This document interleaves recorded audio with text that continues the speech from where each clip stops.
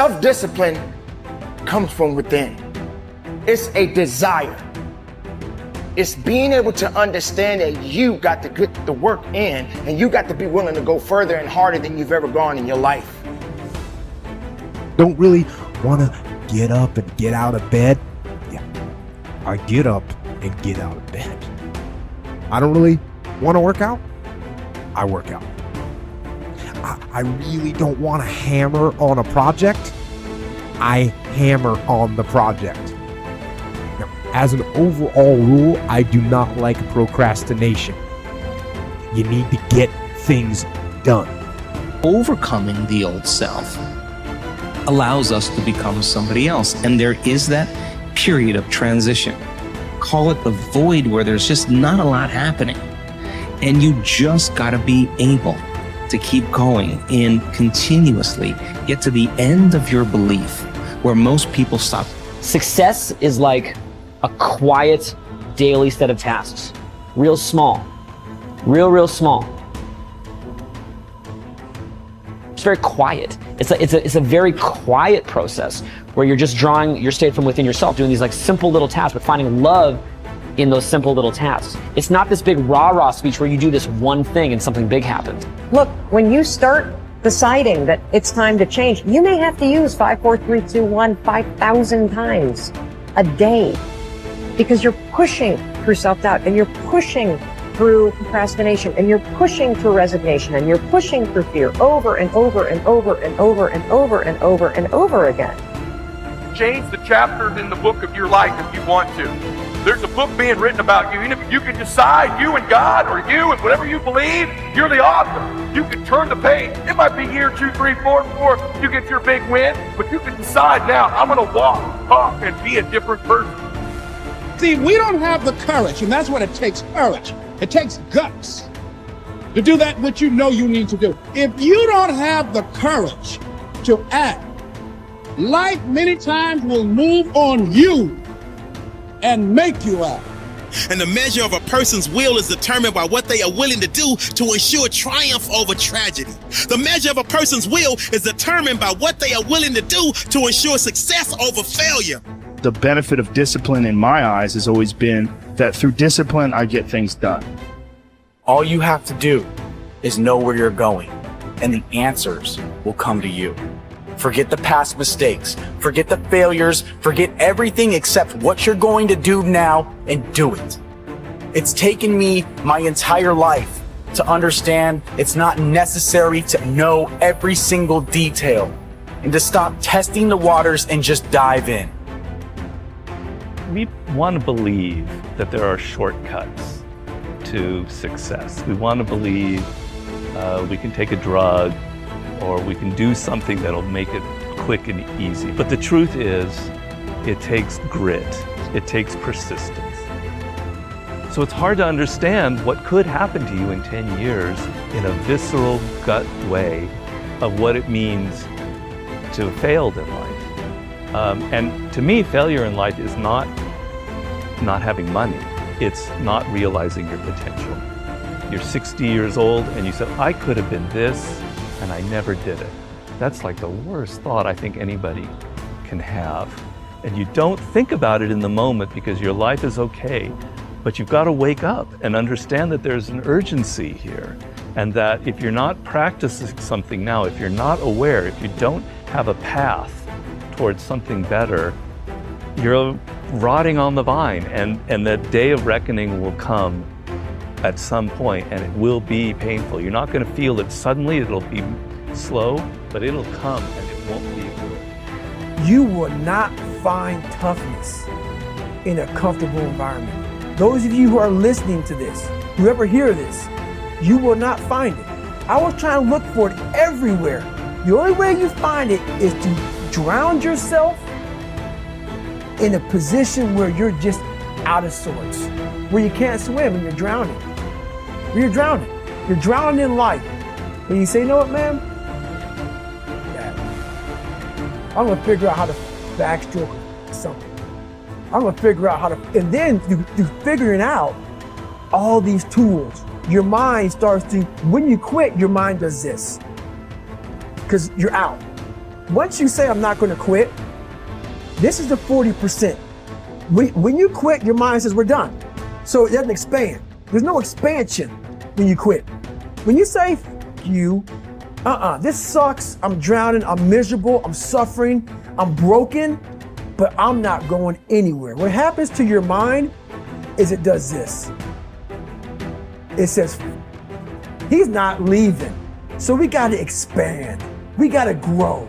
We got to figure this thing out. So then these compartments in your brain start to they have to work. They have to work. And then you start to engage parts of your mind that you never engaged before. But you can't engage it by sitting back in these nice chairs, drinking this nice water, talking to you, talking about what I want to do. That's where the 40% thing comes in. It comes in when you're in suffer mode and you say, I'm not going to quit. You're forcing your brain now to operate on a level it's not used to, but then it becomes used to. Successful people are intensely solution-oriented. The fact is that life is a continuous succession of problems and difficulties without end. This river of problems is only interrupted by the occasional crisis, which makes the problem seem small in comparison. In fact, if you are living a busy life, you will probably experience a crisis of some kind every 2 to 3 months throughout your life. You will have business crises, family crises, financial crises, health crises, and other crises. The problems and crises never stop. They keep coming like the waves of the ocean. The only thing you can control is your responses to these problems and crises. And therein lies the key to your success. Successful people respond effectively to problems. Ineffective people do not. Successful people take a deep breath, relax and think clearly. They look for the good in every situation. They seek the valuable lesson. Above all, they focus on the solution, on what can be done rather than what has happened and who is to blame. There is a methodology that you can use to solve any problem. It requires that you approach the business of problem solving systematically and in an organized fashion. Just like there is a process for solving mathematical problems, there is a process for solving business and life problems, and you can learn it, use it for the rest of your career. Step 1. Define the problem clearly. A problem properly defined is half solved. It is absolutely amazing how much time is wasted floundering around looking for a solution when no one is quite clear about the problem. Step 2. Ask what are all the possible causes of this problem. Look for both the obvious and the not so obvious causes of the problem. How did it begin? What are its origins? What triggered it in the first place? What is the critical variable that changed to cause the problem in the first place? What assumptions were made that led to the problem? Just like a doctor conducting an intensive examination on a sick patient, you should thoroughly dissect the problem before you attempt to solve it. Step 3. Ask what are all the possible solutions. Avoid the natural tendency of most human beings to leap from a problem definition to a conclusion regarding a solution of some kind. Always ask, what else is the solution? Sometimes the best solution is to nothing at all. Sometimes the best solution is to gather more information. Sometimes the best solution is to realize that this is not your problem and pass it on to someone else whose responsibility it is. Step 4. Once you have identified several possible solutions, ask, what must this solution accomplish? The only way you can judge the attractiveness of a solution is to determine in advance what you want the solution to accomplish. You've heard it said that the operation was a success, but the patient died. It is very common for us to initiate a solution and implement it, but the problem is not only not solved, but it is worse than it was before we took action in the first place. Be sure that the solution you select will accomplish the purpose you had in mind when you started on the problem-solving exercise in the first place.